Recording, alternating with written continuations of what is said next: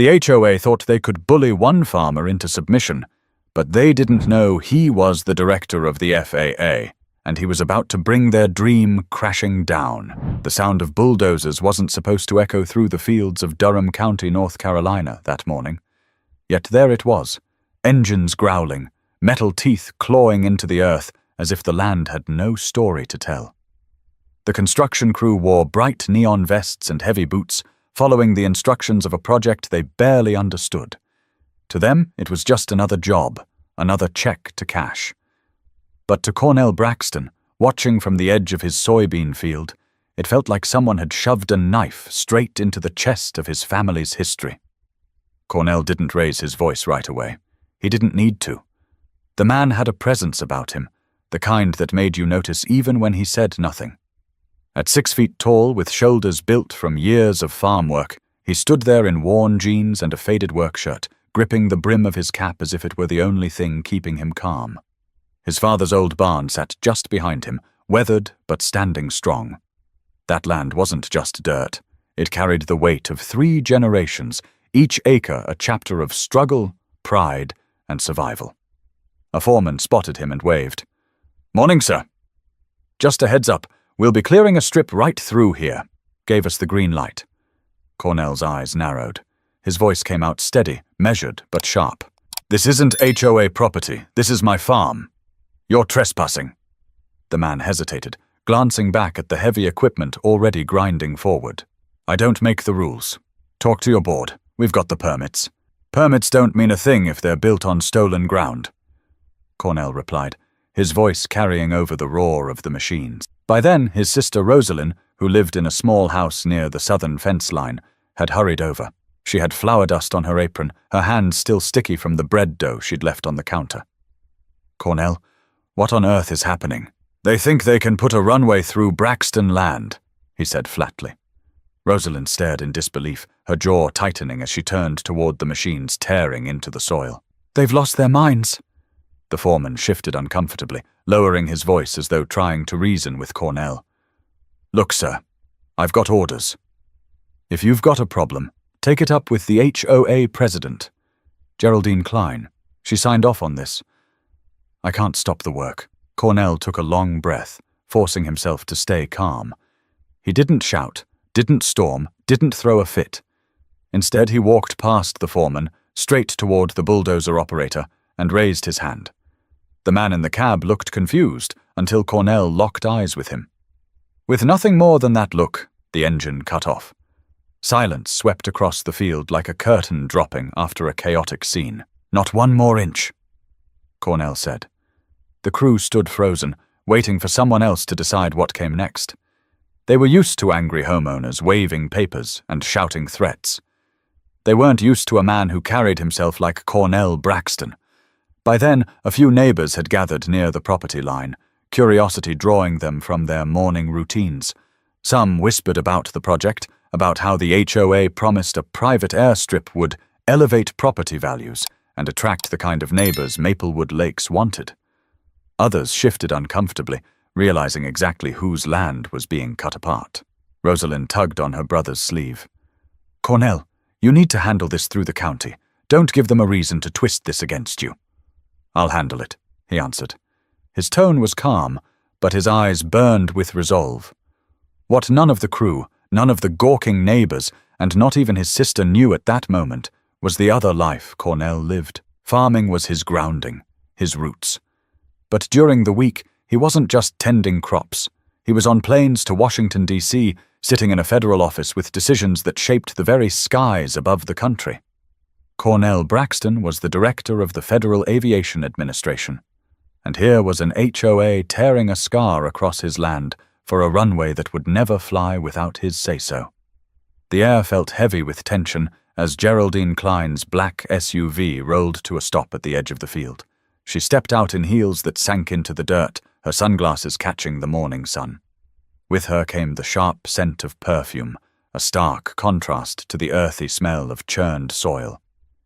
"Mr. Braxton," she called out, striding toward him as though the land already belonged to her. "I see you've met the crew. You'll be glad to know this project is going to raise everyone's property values. It's progress." Cornell didn't move, didn't flinch. You mean it's theft? This ground isn't HOA property. It's mine. Geraldine gave a rehearsed smile, the kind you use when you're certain you've already won. Our records show otherwise, and the board approved it unanimously. You'll find that resistance will only make things harder for you in the long run. Rosalind gasped softly. Harder for him? Geraldine, you're bulldozing family land. Geraldine didn't even look at her. She kept her eyes locked on Cornell. Cornell studied her for a long moment before finally replying, You've built your fight on the wrong runway.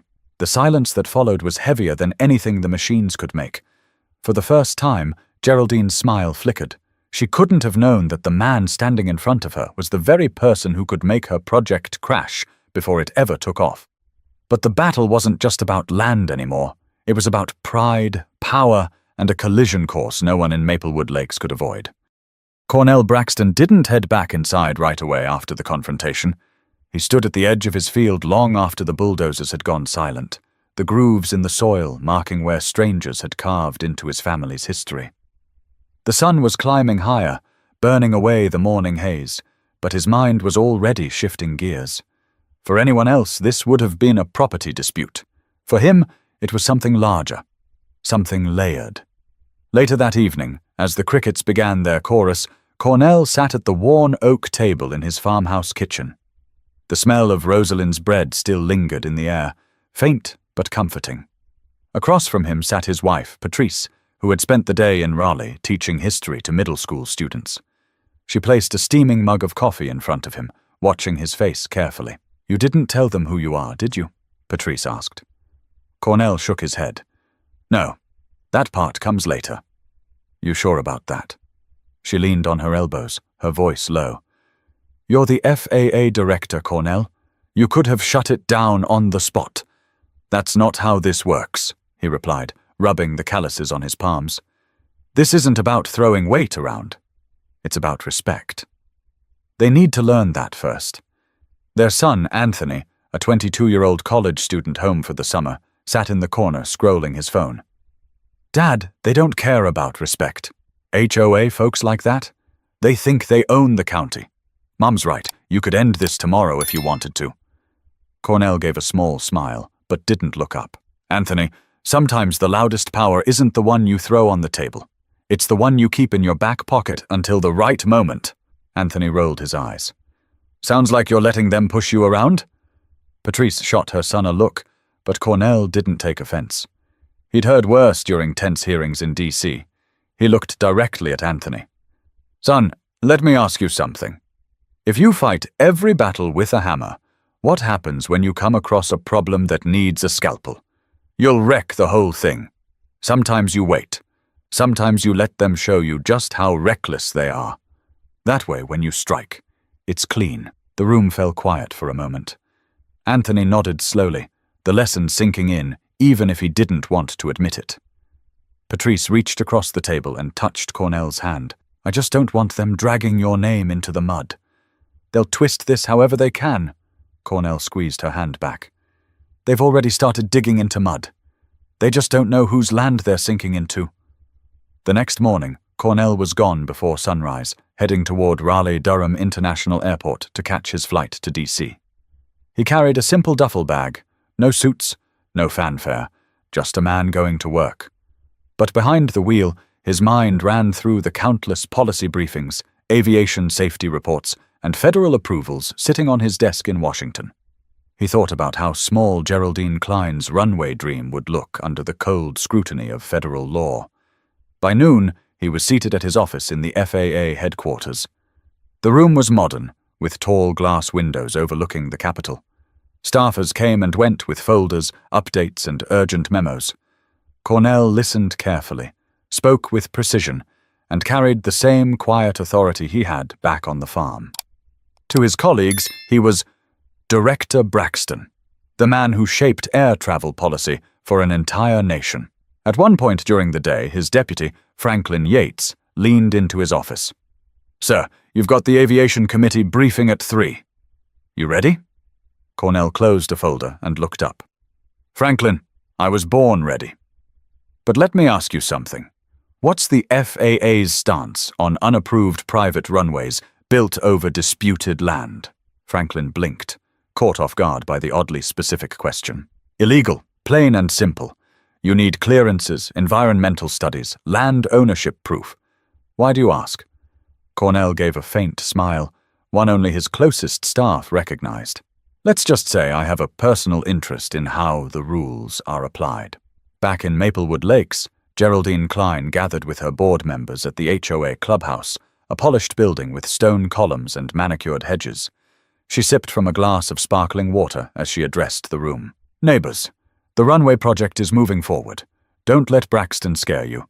He's just one man standing in the way of progress.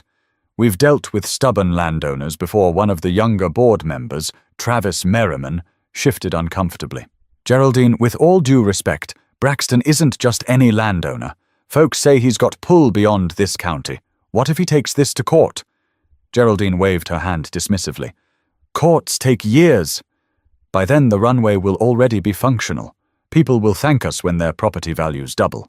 Trust me. But whispers were spreading in the community. At the grocery store, at church, even outside the elementary school, neighbors questioned whether Geraldine had gone too far this time. The Braxton name carried weight, not just for their land, but for their dignity. People remembered how Cornell's father had fought to keep the farm during tough economic downturns.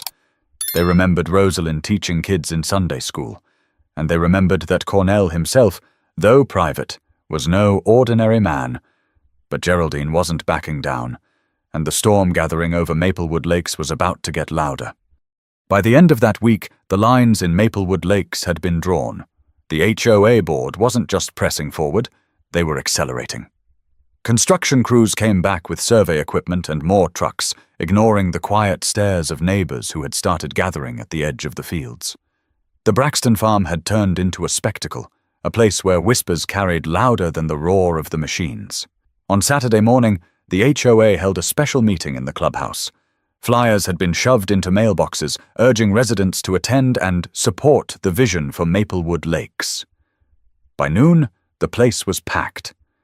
Retirees in polo shirts, young couples with restless toddlers, and long-time residents all filled the rows of folding chairs.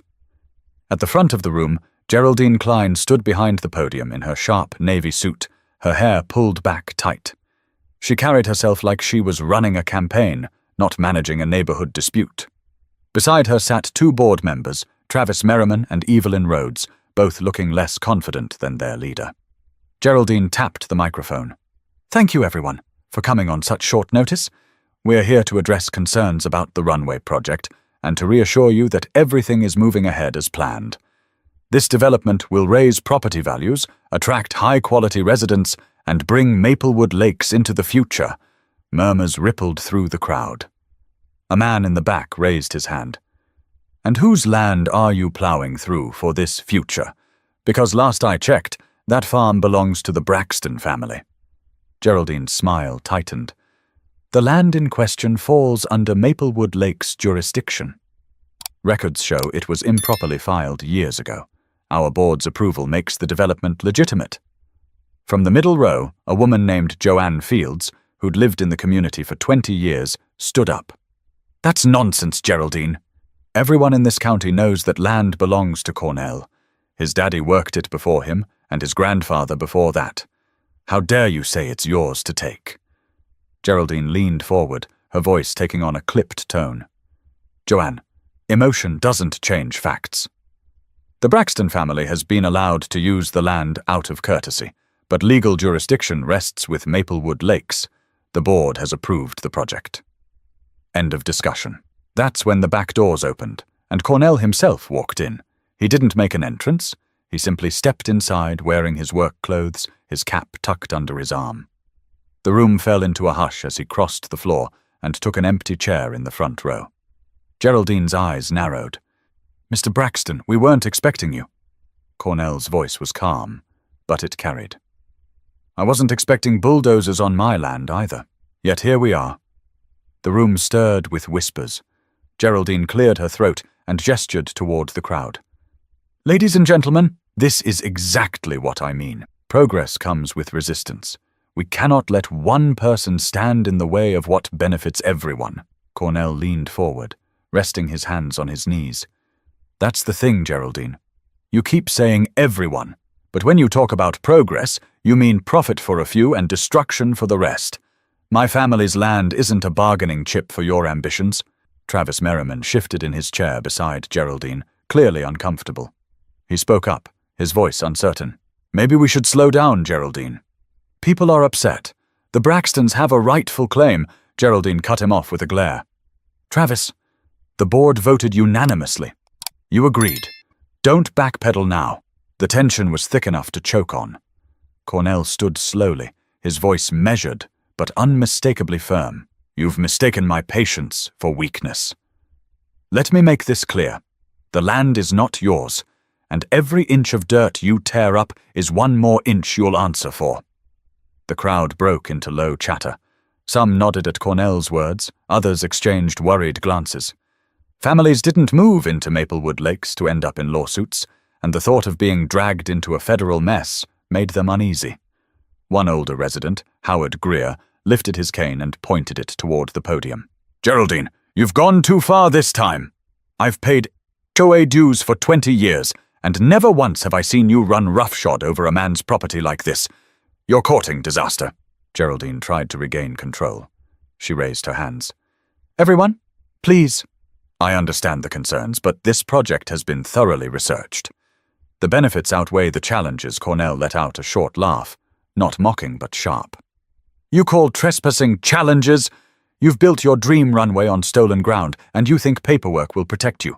But trust me, it won't fly. Gasps and murmurs filled the room. Geraldine's face flushed. Are you threatening the board, Mr. Braxton? Cornell didn't blink.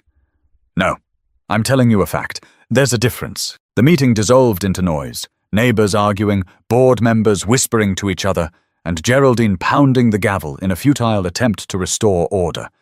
But the damage was done. The community had seen the lines drawn in plain sight. The HOA's arrogance on one side and Cornell's quiet resolve on the other. But if Geraldine thought she could steamroll him into submission, she hadn't yet realized that Cornell's reach stretched far beyond the borders of Maplewood Lakes.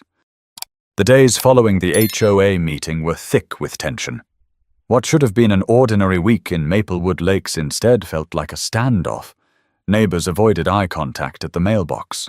Conversations hushed when someone from the board walked into the grocery store. And at the local diner off Highway 98, the Braxton farm was all anyone could talk about between sips of sweet tea and bites of fried catfish. Cornell kept his focus on the farm. He rose at dawn, worked the fields, checked the irrigation, and fixed what needed fixing. From the outside, nothing had changed. But Rosalind noticed the way his shoulders carried more weight, the way he stared a little longer at the horizon when the machines across the property line growled back to life. One afternoon, as he loaded hay bales onto a trailer, a neighbor pulled up in a dusty pickup. Wesley Grant, a mechanic who had lived 2 roads over for years, stepped out and tipped his hat. "Cornell?" he called, voice low. "Mind if I have a word?" Cornell set the bale down and wiped his hands. "Go ahead." Wesley looked around as if making sure no one else could hear. "I don't like what Geraldine's doing." "None of us do.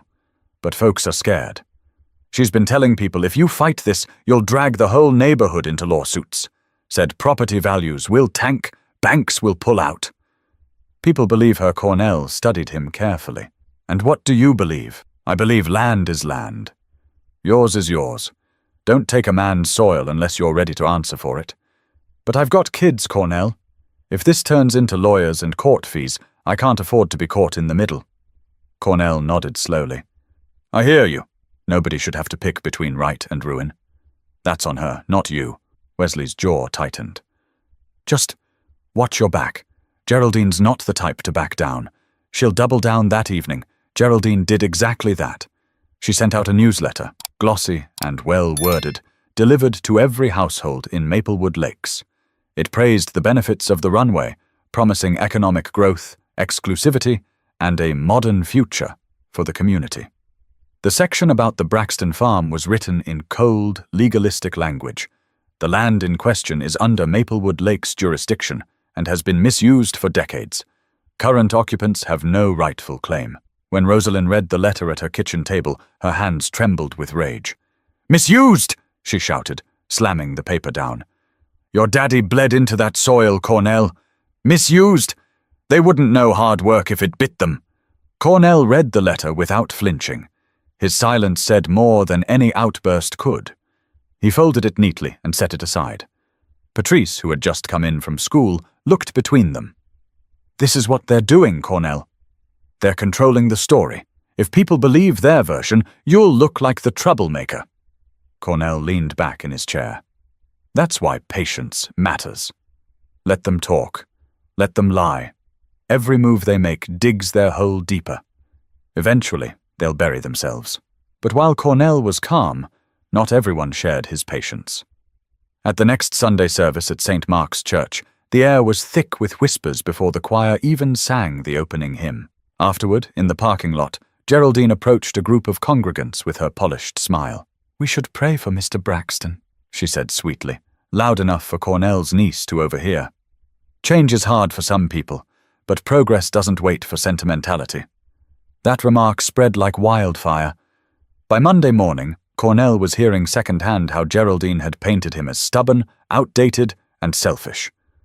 Worse yet, the board filed paperwork at the county registrar's office, attempting to formalize their claim over the disputed acres. The registrar, an older clerk named Edna Wilcox, called Cornell personally. "Mr. Braxton, I can't stop them from filing, but I thought you should know. They're trying to push this through fast." "Thank you, Edna," Cornell said. "I'll handle it." That night, Cornell sat on the porch with Patrice, the cicadas droning in the background. He spoke quietly, almost to himself. "They think this is about land. They don't realize it's about legacy. They think paperwork wins. They don't realize the law runs deeper than any HOA vote." Patrice touched his arm.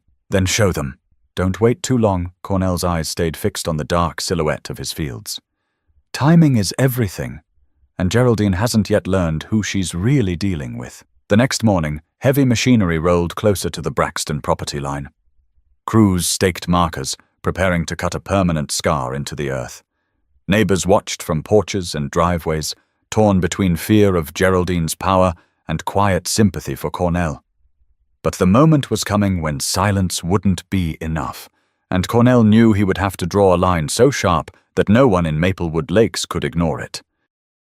By Tuesday morning, the rumble of engines grew louder.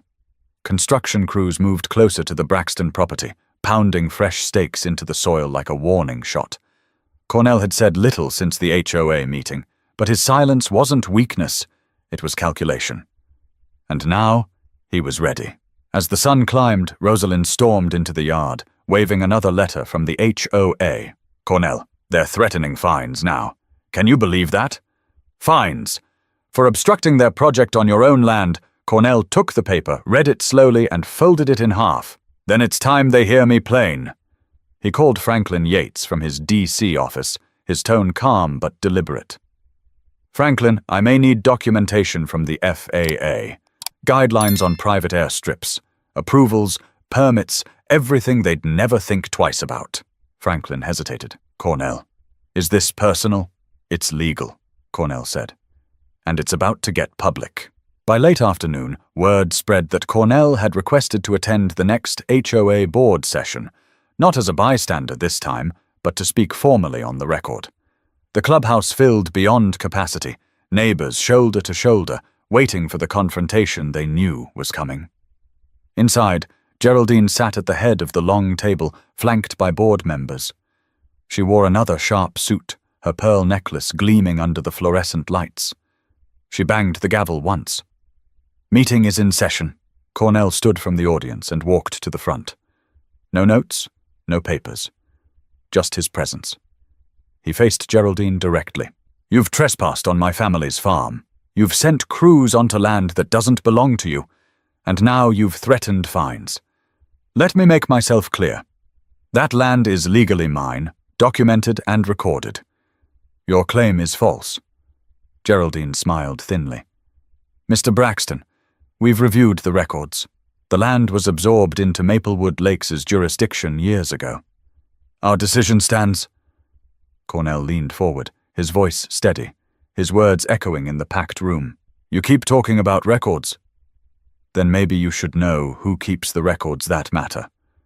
I'm Cornell Braxton, Director of the Federal Aviation Administration, and I'm telling you now, no runway gets built in this country without my signature. Certainly not on stolen land. Gasps rippled through the crowd. Neighbors turned to one another, whispering. Travis Merriman shifted uncomfortably in his chair, looking at Geraldine as though waiting for her next move. Geraldine froze for the briefest second, then recovered with a strained laugh. That's quite a claim, Mr. Braxton. Surely you wouldn't use your federal position to interfere in a community project. Cornell didn't flinch. Interfere? Number? Enforce?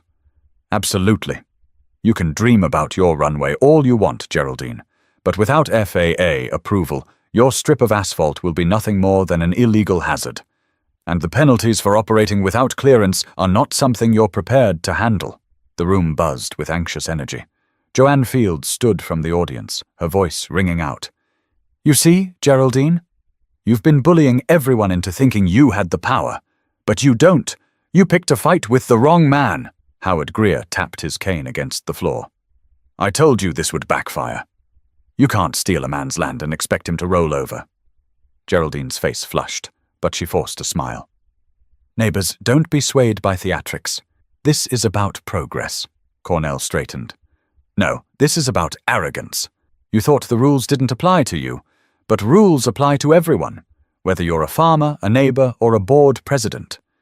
And Geraldine, you've crossed the line. The silence that followed was thick, broken only by the shifting of feet and the occasional cough. Even board member Evelyn Rhodes leaned forward, whispering urgently to Geraldine, we need to reconsider. This isn't worth it. But Geraldine wasn't ready to surrender. Her pride held her in place. We'll consult legal counsel, she said stiffly. This matter isn't finished. Cornell nodded once. Then I'll see you in court, and in Washington. With that, he turned and walked out, his shoulders broad and unshaken. The crowd parted as he passed, some patting his arm in quiet solidarity, others simply staring in awe. Outside, Rosalind hurried to his side. Cornell, you just put the fear of God in that woman. Cornell allowed himself the faintest smile. Sometimes the truth does the work for you. Still, Patrice's words from earlier echoed in his mind. This wasn't over. Geraldine wouldn't back down easily. And if she doubled down, the fight could drag the whole neighborhood through the mud. But Cornell had drawn his line, and now it was Geraldine's move, one that could decide whether Maplewood Lakes descended into chaos or finally faced accountability. The fallout from Cornell's revelation spread through Maplewood Lakes like wildfire. By Wednesday morning, every porch, every front yard conversation, and every text thread in the neighborhood revolved around one question. What happens now? For families who had moved into the community chasing stability, the sudden storm was suffocating. Property values, lawsuits, federal oversight, these weren't the things they signed up for when they bought into a tidy subdivision with a pond and a clubhouse. And yet here they were, caught between a determined landowner and an HOA president whose pride seemed more important than compromise. At the corner lot, Angela Rowe, a single mother raising 2 kids, vented to her neighbor. I don't care about no runway. I barely make my mortgage as it is. Geraldine's talking about lawyers, and lawyers mean money. Who do you think is going to pay for it? Us. Her neighbor Clint Peterson shook his head. She's playing with fire. Cornell's got the law and the FAA on his side.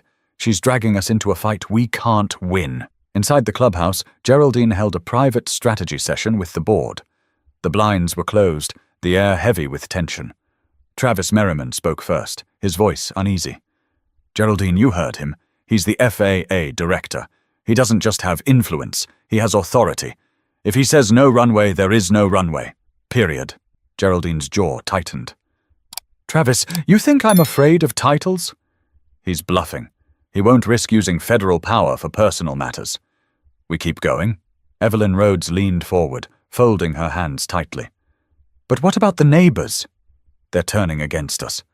I've gotten 6 emails today alone, demanding we halt the project. People are scared, Geraldine snapped, her voice sharp. Fear is temporary. Progress is permanent. Once the runway is finished, they'll thank us. But outside those closed doors, the community's patience was thinning. That evening, several families gathered on the Braxton property to speak directly with Cornell. They weren't there to fan the flames. They were there to find clarity. Angela Rowe was the first to step forward. Mr. Braxton, we don't want no trouble. But this mess is getting bigger every day. What happens to us if this goes to court? Cornell set aside the tools he'd been using to repair a fence post and gave her his full attention. His voice was steady, not rehearsed.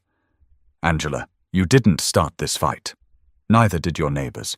Geraldine forced it by crossing a line. I'm not here to hurt you or anyone else. I'm here to protect what's mine. And the truth is the law is on my side. If it goes to court, she'll lose, not you.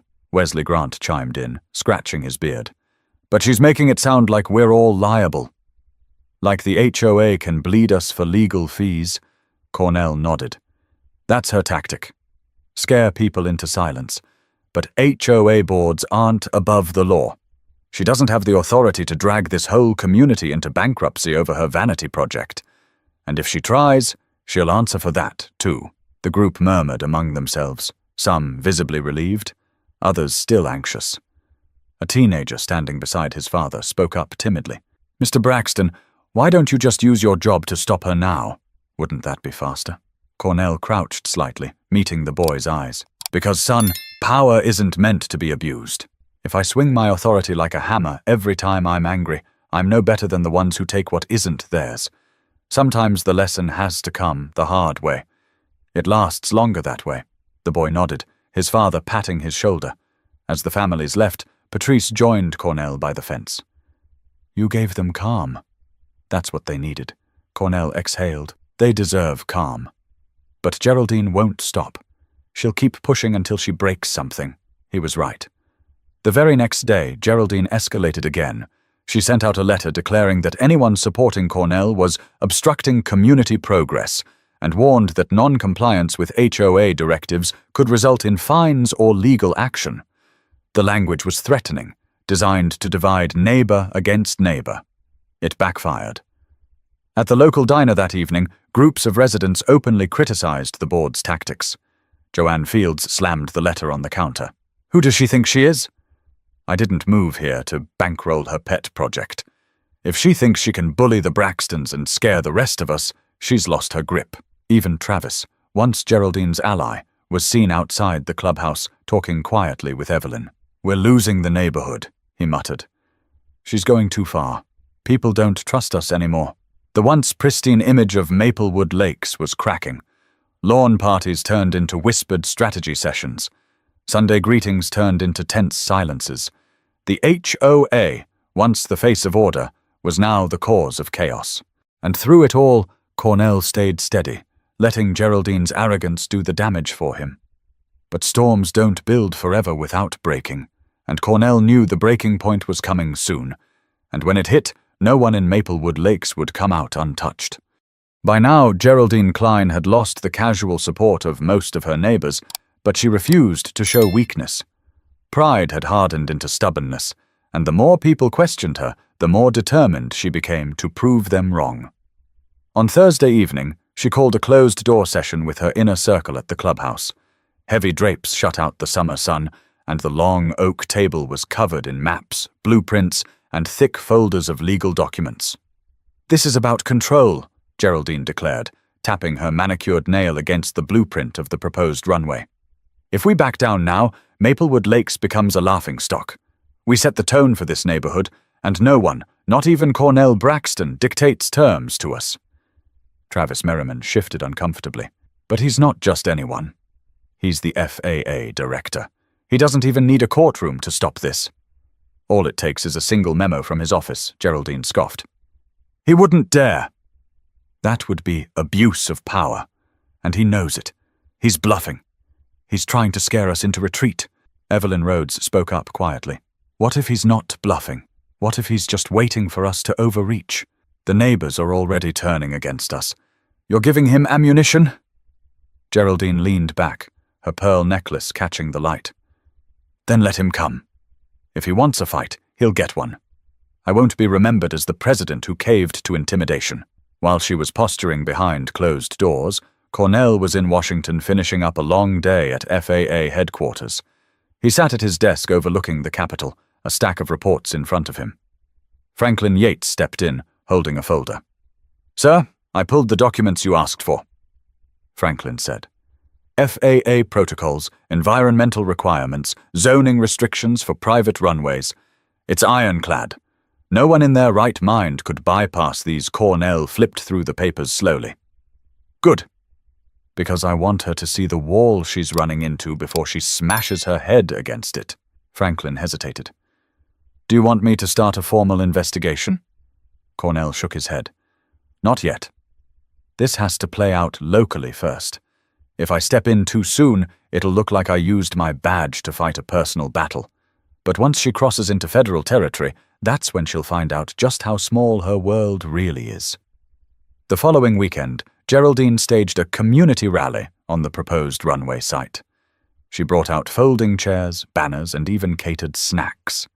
A handful of loyalists clapped along as she boasted about the future of Maplewood Lakes, but the turnout was thinner than she expected. Many neighbors showed up only to watch quietly from the sidelines.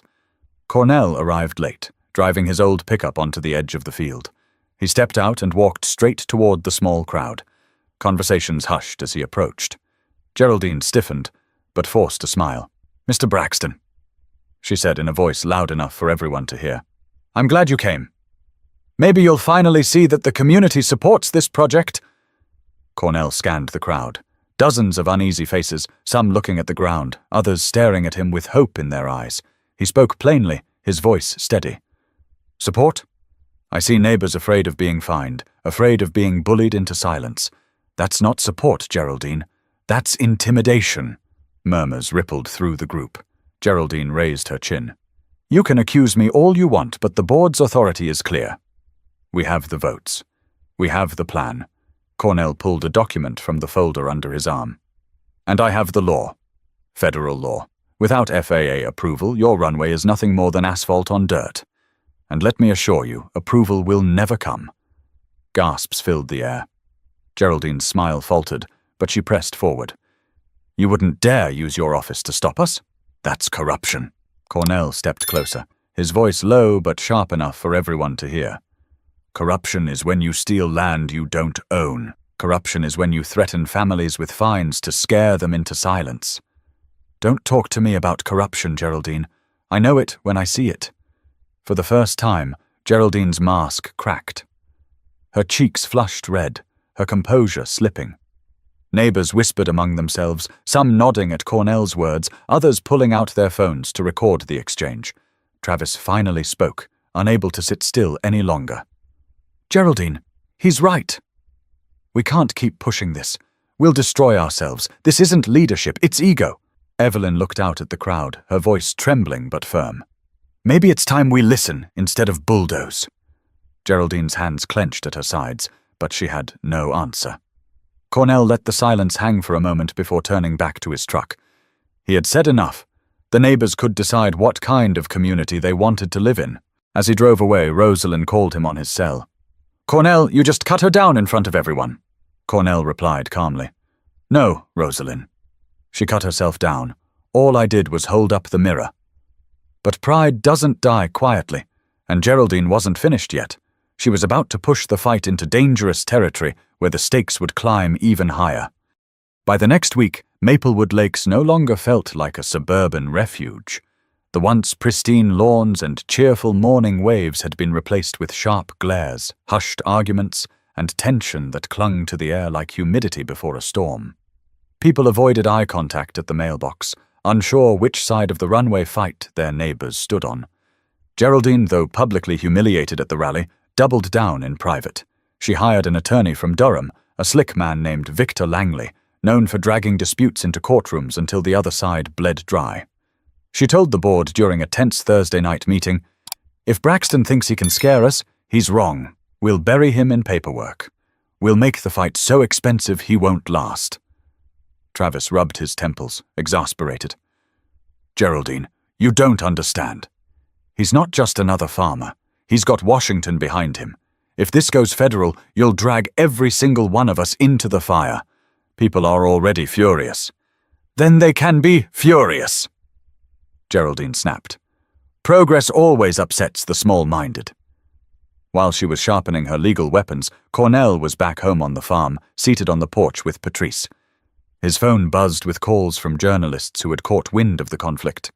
Word had leaked that the FAA director himself was in a land dispute with his own HOA, and the story was too tempting for the press to resist. Patrice watched him ignore yet another call. You can't keep dodging them forever, she said gently. Cornell sighed. The more I talk, the more fuel they get. I don't want this turning into a circus. But it already is, Patrice countered. Geraldine's painting you as some tyrant who's holding the community hostage. If you don't speak, her version becomes the only version people hear. Cornell leaned back, eyes on the fading sun. Maybe it's time they hear me on the record. That Sunday evening, Cornell agreed to sit down with a local news station. Cameras rolled as he stood in front of his family's barn, arms crossed, speaking directly into the lens. This land has belonged to my family for 3 generations. It is not community property. It is not for sale.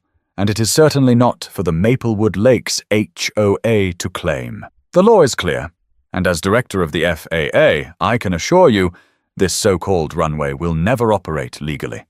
Not today, not tomorrow, not ever. The segment aired across North Carolina that night, and by Monday morning it was circulating nationally. Commentators on talk radio debated whether an HOA had any right to seize farmland. Editorials slammed Geraldine's arrogance, while others marveled at the irony of an FAA director fighting a runway in his own backyard. The attention rattled the community. Some neighbors feared property values would sink under the glare of controversy. Others felt emboldened, proud that Cornell had stood his ground. For the first time, Geraldine's carefully constructed control began to crack. At a hastily called emergency meeting, residents packed into the clubhouse demanding answers. Joanne Field stood up, her voice ringing. Geraldine, you've humiliated this neighborhood. We're in the papers, on the news. This isn't progress, it's a disaster. Howard Greer pointed his cane toward the board. You promised us growth. All you've delivered is shame. You've turned Maplewood Lakes into a national joke. Geraldine slammed the gavel, trying to restore order. Enough! This is temporary. Once the runway is complete, the benefits will outweigh the noise. Cornell, seated calmly in the back, rose to his feet. His voice cut through the chaos. Runway? You're not building a runway, Geraldine. You're building a liability. And the FAA doesn't authorize liabilities. Victor Langley, her attorney, stood. Mr. Braxton, you may be the FAA director, but you're still a private landowner here. You can't use your position to interfere with community development. Cornell faced him squarely. You're right. I can't use my office for personal gain, but I can enforce federal aviation law. And I will. The room erupted. Neighbors clapping, shouting, arguing.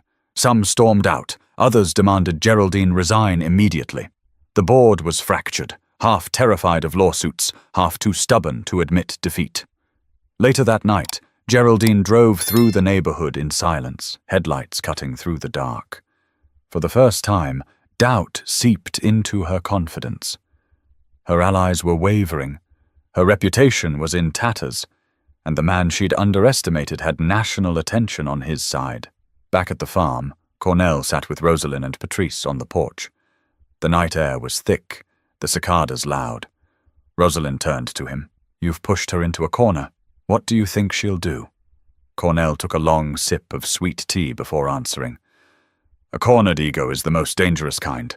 She'll lash out before she admits she's wrong. But neither Rosalind nor Patrice knew just how far Geraldine was willing to go, and the next move she made would shake Maplewood Lakes to its core. The breaking point came faster than anyone expected. By midweek, Geraldine's grip on the community had crumbled. Families who once followed her lead now avoided her altogether. At the playground, parents whispered about moving out. At the diner, residents signed a petition demanding her resignation. Even Evelyn Rhodes, once her most loyal ally, privately told neighbors she was done being dragged through the mud. Still, Geraldine refused to admit defeat. On Wednesday morning, heavy trucks rolled once again toward the Braxton farm. She'd ordered the contractor to begin laying gravel, even without final approval. The roar of machinery thundered across the fields, but this time, neighbors weren't silent spectators. They gathered at the edge of Cornell's property, angry and determined. Some carried signs reading, "Respect the Braxtons," and "No runway on stolen land." Cornell stepped out of his farmhouse, calm as ever, and walked directly toward the machines. He raised his hand. "Shut it down!" The foreman hesitated, sweat beading on his brow. "Mr. Braxton, I've got instructions from the HOA," Cornell cut him off, pulling a folded document from his jacket pocket. "And I've got a federal injunction. Effective today, any further construction here is illegal under FAA law. You keep those machines running, and you'll answer to Washington, not Maplewood Lakes." The foreman froze, staring at the paper, then at Cornell's steady eyes. Slowly he waved his arm, and one by one the machines shut down. Silence spread over the field. Gasps and cheers broke out among the neighbors watching. Angela Rowe clapped her hands, tears in her eyes. "Finally!" she shouted. Geraldine's black SUV screeched to a halt nearby. She stormed out, fury etched into every line of her face. "You think you've won, Cornell? You think this piece of paper scares me?" Cornell met her anger with quiet strength. "It's not about fear, Geraldine. It's about law, and you've broken it. You're abusing your power." She snapped. "No," he replied firmly. "I'm defending my family. And I'm defending every neighbor you tried to bully. That's the difference." The crowd erupted again, this time chanting for Geraldine to step down. Her voice shook as she tried to shout over them, but no one was listening anymore. Travis Merriman and Evelyn Rhodes approached her, faces pale. "Geraldine," Evelyn whispered urgently, "it's over. If we keep pushing, we'll bankrupt ourselves. The community's against us." "The board's finished," Travis added. "You wanted a legacy. Well, this is it. You'll be remembered for tearing this neighborhood apart." For once, Geraldine had no retort. She looked around at the angry faces, at the machines sitting idle, at Cornell standing firm with the law on his side. Pride had carried her this far, but now it left her stranded. Without another word, she turned back toward her SUV and slammed the door shut. Gravel spat from the tires as she sped away. The following week, the HOA board dissolved under mounting pressure. Geraldine resigned as president, and Victor Langley quietly withdrew as counsel when it became clear the case had no merit. County officials confirmed the Braxton Farm's ownership records were ironclad. The attempted seizure had been illegal from the start. Neighbors breathed a collective sigh of relief. At the diner, talk finally shifted away from lawsuits and back to everyday life. Kids played freely in yards again, and Sunday service at St. Mark's was filled with gratitude instead of gossip. For Cornell, the victory wasn't about headlines or authority. One evening, as the sun dipped low, he walked the fields with Anthony by his side.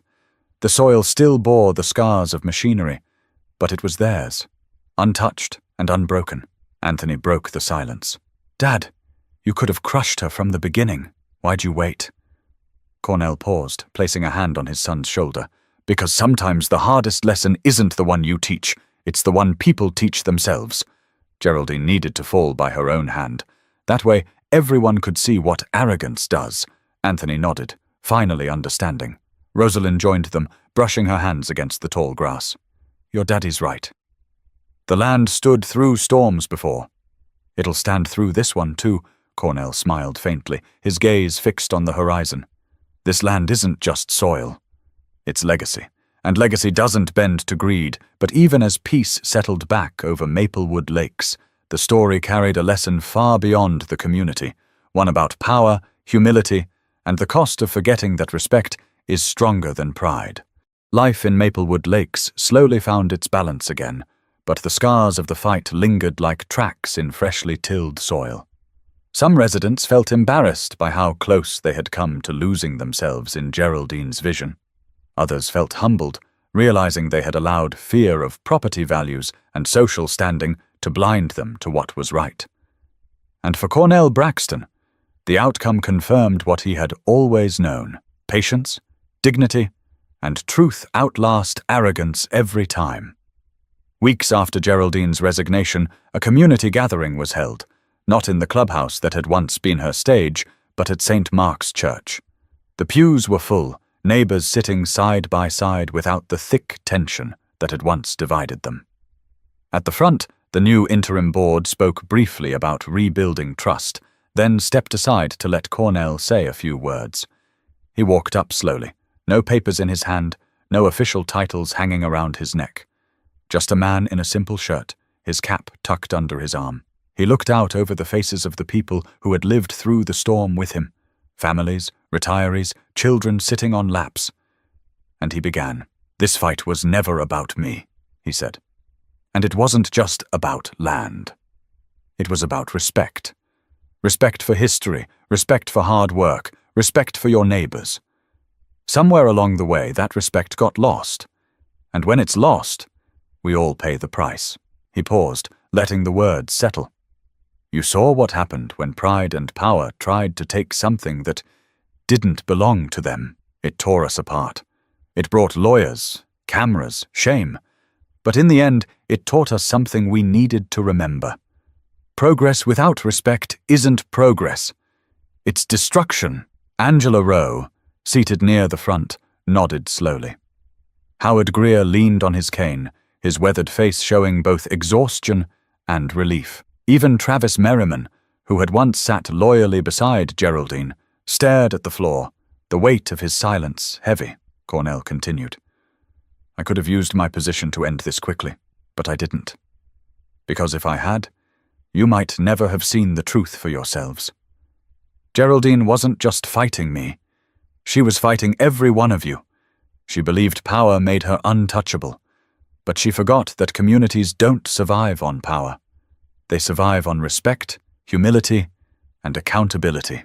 Patrice, sitting with Rosalind in the second row, felt tears sting her eyes. She knew this wasn't just about Maplewood Lakes. Cornell was speaking to something deeper, something every community, every family, every person needed to hear. I hope, Cornell said, his voice steady, that when the next test comes, and it will, you'll remember what happened here. Don't let fear or greed blind you. Don't let pride make you forget who you are. Stand on truth, even when it costs you something, because the cost of silence is always greater. The church was silent, save for the creak of the wooden pews as people shifted uncomfortably. Then, slowly, applause began. Not loud or rushed, but steady and growing, until the room was filled with it. Cornell nodded once, then stepped down, returning to his seat beside Patrice. Outside, as neighbors lingered in the churchyard, conversations felt lighter. Children chased each other across the grass, and for the first time in months, laughter carried through the air. The Braxton farm, visible in the distance, stood as a reminder of what had been fought for. Not just land, but legacy. Later that evening, sitting on his porch, Cornell reflected quietly with Patrice. Fireflies danced in the fading light. You think they'll remember? Patrice asked softly. They'll remember, Cornell said. People always remember when pride costs them. And if they don't, well, history has a way of teaching the same lesson twice. Patrice smiled faintly. And you? What did you learn? Cornell leaned back, his gaze sweeping across the fields. That sometimes the hardest battles aren't in Washington or in a courtroom. They're in your own backyard, and if you can win those with patience and dignity, you can win anything. The farm was quiet, the soil safe again, but the lesson would live far beyond Maplewood Lakes. Because in the end, the story wasn't just about a man protecting his land. It was about what happens when arrogance collides with truth, when privilege is forced to face accountability, and when neighbors realize that real progress isn't built on runways, it's built on respect. If this story spoke to you, don't forget to subscribe for more. These stories remind us that the strongest legacies are not built on power, but on principle.